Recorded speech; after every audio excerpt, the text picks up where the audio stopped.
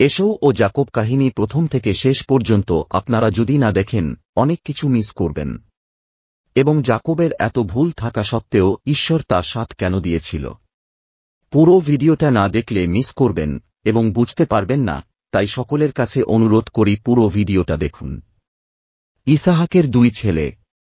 বড় ছেলের নাম এসৌ, ছোট ছেলের নাম জাকব। এসৌ বড় হতে হতে এক নামকরা শিকারী হয়ে উঠলেন এবং তার বাবা তাকে খুব ভালোবাসতেন। এদিকে জাকব তার মায়ের প্রিয় পাত্র ছিলেন ও মাকে ঘরের কাজে প্রচুর সাহায্য করতেন। এই যুগে বড় ছেলের কদর ছিল খুব বেশি। এমনকি বাবার মৃত্যুর সময় তার বিশেষ আশীর্বাদ করে যেতেন বড় ছেলেকে। এসৌর জ্যেষ্ঠ অধিকার ছিল, তবে তিনি এর বিশেষ মূল্য বুঝতেন না, কিন্তু জাকব সেই অধিকার লোভের চোখে দেখতেন। এসৌ একদিন ক্লান্ত ও ক্ষুধার্ত হয়ে শিকার থেকে বাড়ি ফিরলেন। বাড়ি ফিরে দেখলেন জাকব ডাল রান্না করছে। ডাল ছিল এসৌর খুব প্রিয়। তিনি জাকবের কাছে ডাল চাইলেন। জাকব ছিলেন সুযোগ সন্ধানী। জাকব এসৌকে বললেন, এই ডাল যদি খেতে চাও তাহলে আমাকে জ্যেষ্ঠ অধিকার দিতে হবে। এসৌ তাতেই রাজি হলেন। খিদের জ্বালায় তিনি জাকবকে তার জ্যেষ্ঠ অধিকার ছেড়ে দিলেন। ইসাহাক বৃদ্ধ হয়েছেন, তিনি আর চোখে দেখতে পান না। একদিন তিনি এসৌকে একটা হরিণ শিকার করে আনতে বললেন, আর বললেন যে তার মরার আগে হরিণের মাংস খেয়ে তিনি এসৌকে বিশেষ আশীর্বাদ করতে চান। কিন্তু এদিকে ডালের লোভে এসৌ যে জাকবকে জ্যেষ্ঠ অধিকার দিয়ে দিয়েছেন তা ইসাহাক জানতেন না, কিন্তু রিবিকা সবই জানতেন। রেবিকা এসৌ ও ইসাহাকের কথাবার্তা সব শুনলেন। তিনি ভাবলেন, এসৌ তো জ্যেষ্ঠ অধিকার ত্যাগ করেছে, তবু সে জ্যেষ্ঠ পুত্রের আশীর্বাদ পাবে। এই ভেবে এসৌ যখন শিকারে বার হয়ে গেলেন, তখন রেবেকা জাকবকে বললেন, তুমি খুব তাড়াতাড়ি একটা ছাগলের বাচ্চা মেরে আনো। আমি রান্না করে দিলে তুমি তোমার বাবাকে খেতে দেবে, তাহলে তুমি তোমার বাবার কাছে জ্যেষ্ঠ পুত্রের আশীর্বাদ লাভ করবে। জাকবের ভয় হল ও বললেন, বাবা যদি আমাকে চিনতে পারেন। দাদার গায়ে অসম্ভব লোম, আমার গায়ে হাত দিলেই তো অনায়াসে বুঝতে পারবেন। বাবা যদি বুঝতে পারেন তাহলে আমাকে আশীর্বাদের পরিবর্তে অভিশাপ দেবেন। রেবিকা এবার একটা কৌশল করলেন। জাকবকে সুন্দর একটা ছাগলের মাংস রান্না করে দিলেন। সেই ছাগলের চামড়া জাকবের গায়ে পরিয়ে দিলেন।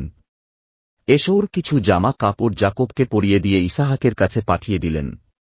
ইসাহাক এত তাড়াতাড়ি রান্না মাংস পেয়ে অবাক হয়ে গেলেন। তিনি জাকবের গলার স্বর বুঝতে পারলেন, কিন্তু জাকব বাবাকে বললেন যে সে এসৌ। ইসাহাক তখন তার গায়ে হাত দিলেন, সেখানে ছাগলের চামড়া জড়ানো ছিল। ইসাহাক দেখলেন এ তো এসৌর হাতের মতো, কিন্তু গলার স্বর মিলছে না। শেষ পর্যন্ত ইসাহাক সেই মাংস খেলেন ও জাকবকে জ্যেষ্ঠ পুত্র ভেবে আশীর্বাদ করে বললেন, তুমি ধনবান হয়ে সুখে থাকবে ও তোমার ভাইয়ের উপর কর্তৃত্ব করবে। জাকব বাবার আশীর্বাদ নিয়ে বার হয়ে আসা মাত্র এসৌ হরিণের মাংস নিয়ে ইসাহাকের কাছে গেলেন ও আশীর্বাদ ভিক্ষা করলেন।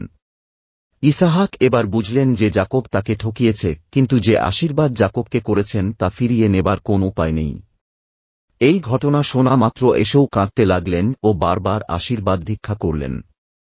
ইসাহাক এসৌকে আশীর্বাদ করে বললেন তার শস্য লাভ হবে, কিন্তু কিছুদিন জাকবের অধীন থাকতে হবে, পরে সে স্বাধীন হতে পারবে। এসৌ ভীষণ রেগে গেলেন ও ঠিক করলেন জাকবকে মেরে ফেলবেন। এসৌর মনের ভাব বুঝতে পেরে রেবিকা কায়দা করে জাকবকে মামার বাড়িতে পাঠিয়ে দিলেন।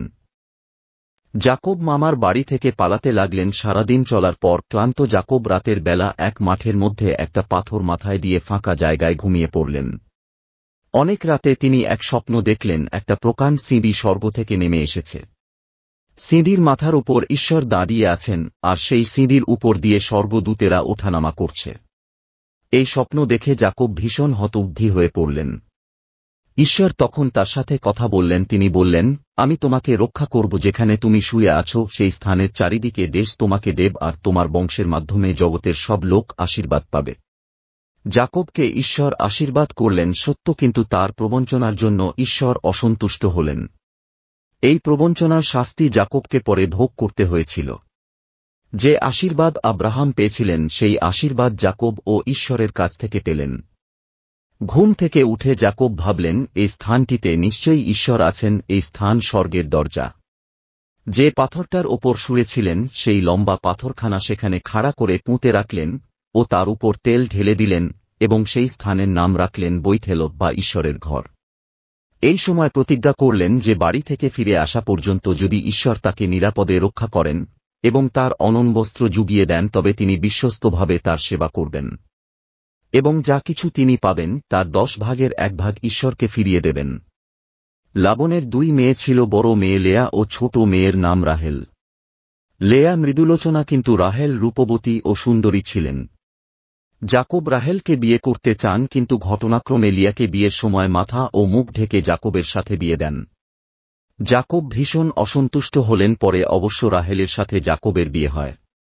14 বছর মামার বাড়ি থাকার পর জাকব দেশে ফিরে আসবার জন্য ঠিক করলেন। তিনি ফিরছেন এমন সময় রাস্তার মাঝে একদিন রাতে ঈশ্বরের এক দূতের সাথে যুদ্ধ আরম্ভ হয়।